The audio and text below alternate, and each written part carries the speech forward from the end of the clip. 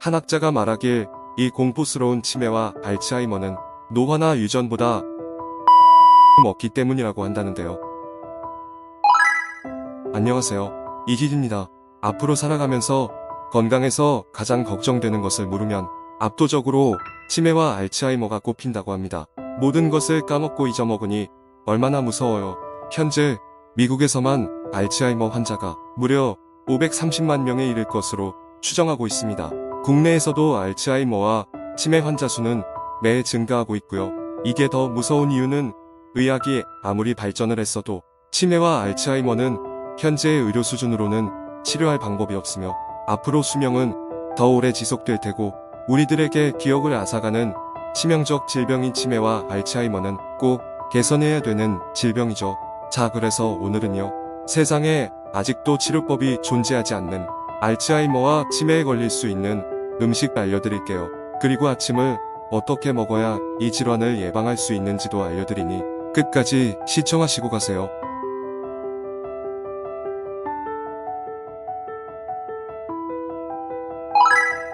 첫 번째는 트랜스 지방이 함유된 음식입니다. 그 중에서도 지방이 많이 들어있는 음식은 피해주셔야 됩니다. 트랜스 지방이 인체에 얼마나 나쁜지는 누구나 들어보았을 것입니다. 트랜스 지방은 혈중 콜레스테롤을 높이고 그 결과 심혈관계 질환과 뇌졸중 발생 위험을 높입니다. 그로써 치매 발병 위험도 커집니다. 트랜스 지방이 들은 음식은 뭐가 있나요? 과자, 치즈, 냉동식품 등도 포함됩니다. 자주 마시는 커피에 있는 크림에도 대부분 트랜스 지방이 첨가됩니다. 영화관에서 먹는 팝콘부터 감자튀김도 트랜스 지방이 많은 대표적 식품이니 주의가 필요합니다. 아니 그러면 다 먹지 말라고 하는 것 아니냐고 하실 텐데 요즘에는 기업들에서도 트랜스 지방이 나쁘다는 것을 알고 있어서 식품에 최대한 트랜스 지방을 뺀 식품들을 출시하고 있으니 반드시 포장지에 적힌 성분표를 꼼꼼히 체크해야 됩니다. 두 번째는 포화지방이 다량 들어있는 식품입니다. 고지혈증이 뭔지 아시죠? 쉽게 말하자면 혈관에 찌꺼기가 쌓여서 혈류를 막게 되는 것을 말하는데요. 포화지방이 많이 들어간 음식이 이렇게 혈관을 막게 만들고 이게 뇌 건강을 위협하는 원인이 되기도 합니다. 포화지방이 전혀 필요 없다는 게 아닙니다. 뭐든지 적당히 먹는 게 중요한 것이죠. 하루 자신이 섭취해야 되는 총 열량에서 5에서 6% 아래로만 드시는 게 좋아요. 포화지방을 다량 섭취하면 전신의 염증 반응을 유발하고 특히 뇌로 향하는 산소의 흐름을 감소시킬 수 있습니다. 인간의 뇌는 혈류가 조금이라도 나빠지면 산소의 공급이 떨어지게 되어 뇌 수행 능력이 떨어지게 됩니다. 또한 혈관을 막히게 한다고 했죠. 그 결과 심장 질환과 당뇨의 발병 위험을 높여 치매 위험이 커집니다. 대표적으로 포화지방이 많은 음식에는 베이컨이 있습니다.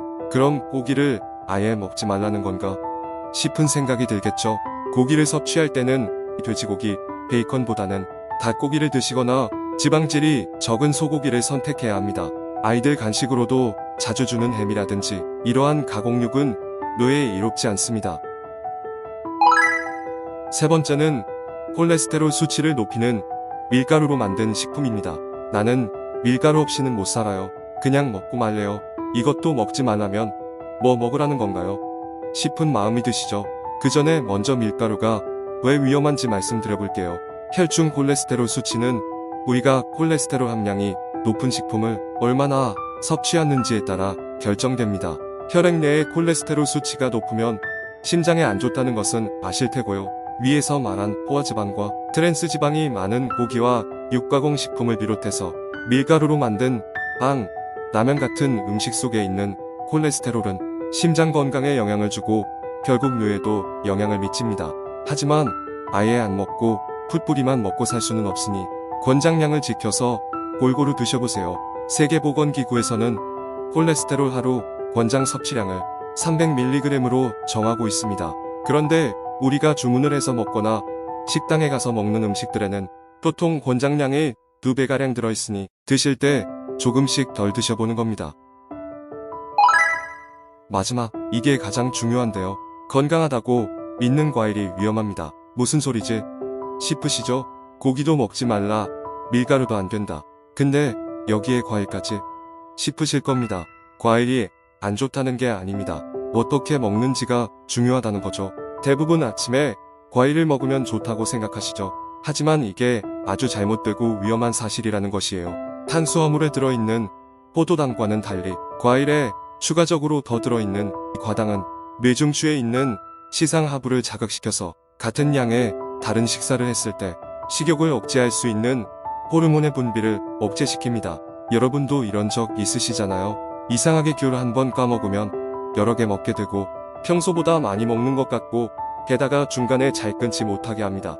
과일은 설탕이나 꿀과 비슷한 효과를 가지고 있는 것입니다. 그리고 수분 외에 아주 소량의 비타민 미네랄을 제외하고 대부분 포도당과 과당으로 구성되어 있는 과일은 당 흡수를 느리게 해줄 섬유질이나 다른 단백질 지방이 없어서 인슐린 분비를 증가시키고 당이 확 오르게 됩니다. 에너지를 쭉 순식간에 올렸다가 순식간에 사라지게 되면서 저혈당을 발생시키게 되고 또 스트레스 호르몬을 방출시키면서 만성피로, 만성 스트레스에 젖어 살게 만드는 주요한 원인입니다. 결론은 과일을 먹는 것은 과일에 포함된 포도당과 과당 때문에 오히려 내 몸에 스트레스를 더 주고 과당의 소화를 위해서는 간에 부담을 주게 되니 아주 안 좋은 것이죠. 그럼 어떻게 먹어야 뇌를 강하게 만들고 치매나 알츠하이머 위험으로부터 벗어날까요? 탄수화물 위주의 식사가 아닌 단백질과 지방이 고루 포함된 식사를 하세요. 탄수화물을 줄여서 먹고 적당한 단백질과 양질의 지방이 많이 함유된 식사를 하라고 말씀드리는데요. 좀 더 쉽게 설명드리자면 살, 밥, 감자, 고구마 같은 곡류는 줄이고 과일도 만약에 귤을 드신다면 하루에 최대 1개 정도만 드세요. 매 끼니에는 기름진 돼지고기보다는 생선이나 소고기 혹은 닭고기를 드시고 요리를 하실 때는 식용유보단 올리브유나 코코넛 오일을 활용해서 식사를 준비하세요. 여기에는 기본적으로 채소 섭취를 위주로 식사를 하시는 겁니다. 다만 주의할 점은 나이가 들면서 뇌 기능이 떨어지게 되면 소화 기능이 덩달아 저하되게 되니까 고기 같은 걸 먹으면 소화가 잘 안 된다고 하시는 분들이 많으세요. 그런데 이럴 때 단백질이나 지방이 소화가 잘 안 된다라고 하시면서 소화가 잘 되는 과일을 먹거나 죽을 먹거나 하는 것은 더욱더 뇌의 기능을 저하시키는 악순환이 됩니다. 소화가 안 되시는 분들은 저탄고지 식사를 하지만 양을 소량으로 드셔보시고요. 집에만 계시지 마시고 가볍게 걷거나 산책하는 운동들을 하시면서 소화가 안 되는 음식을 피하는 게 아니라 소화 기능을 유지하거나 증대시키는 게 아주 중요합니다. 그리고 필요하다면 소화에 도움이 되는 영양제를 섭취하시는 것들도 추천드립니다. 치매는 어느 날 갑자기 뇌에 찾아오는 게 아닙니다. 꾸준히 뇌에서 신호를 보내고 있습니다. 오늘 정보가 여러분들에게 도움이 되길 바라며 건강한 식품 정보들을 계속적으로 만들 수 있도록 구독과 좋아요 부탁드립니다. 감사합니다.